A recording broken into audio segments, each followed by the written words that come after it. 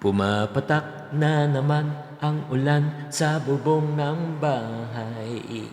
Mga kapatid, alam niyo naman na tag-ulan na. Nako, pero ang tanong, pwede ba tayong kumita tuwing tag-ulan? Nako, ito na ang 7 negosyong patok tuwing tag-ulan.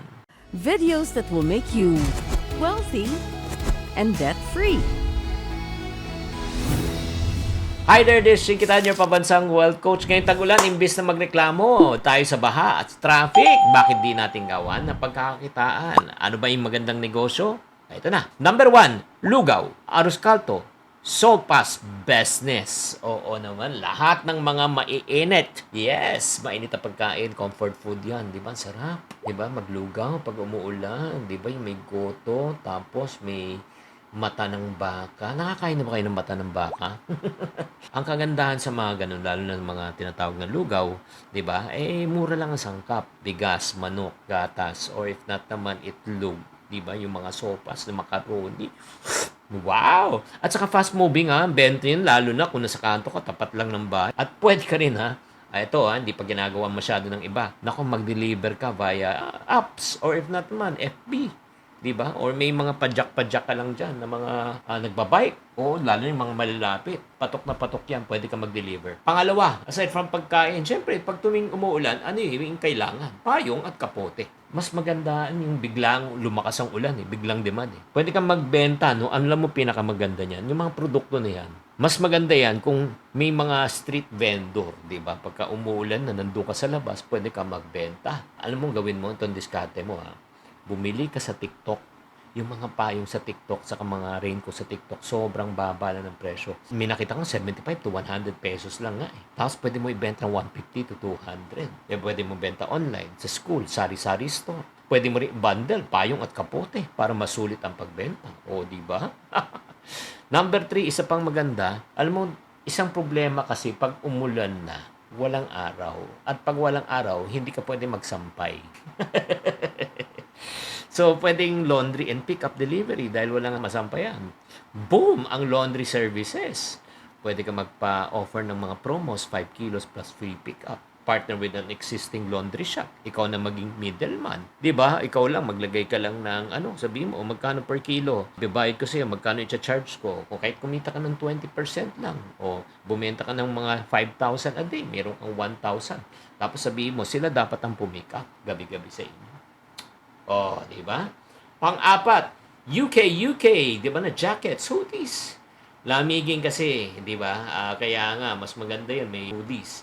At saka, ang kagandahan yan, affordable yan pagbultuhan. Malaki rin ang tubo. So, pwede ka mag-live selling sa Facebook, Shopee, at marami pang marireach mo. O, ito pa. Siyempre, pag malamig, mas maganda kung mainit ang naiinom. Ginger tea, kape, tsokolate. Perfect yan panlaban sa mga malamig na panahon. Pwedeng gawin yan sa tapat ng bahay, sa mini-stall, mobile cart. At pwede ka na magdagdag ng mga snacks, bibingka, suman, para complete ang vibes. Grabe, no? Ang dami talagang opportunity. O, ito pa. Ito. Alam mo problema ng mga kababaihan pag umulan, sapatos. Kasi nga minsan naka-open toe yan, or if not naman po, may medyas sila. So, hindi pwedeng mabasa. So, meron tayong rainproof cover and shoe cover and bag cover also. 'Di ba? Lalo na kung medyo yayamanin ang yung mga bag o mga tatak LV, Louis Vuitton. 'Di ba? Hindi pwedeng mabasa yan. So, bili tayo ng mga bag cover. Pwedeng ibenta. Alam mo, maganda yan kung nasa pwesto ka ng mga LRT, MRT. Magbebenta ka ng plastic sa sapatos, at saka sa bag, sa commuter, sa students. Alam mo, affordable na. Ang bilis pang ibenta. 'Di ba?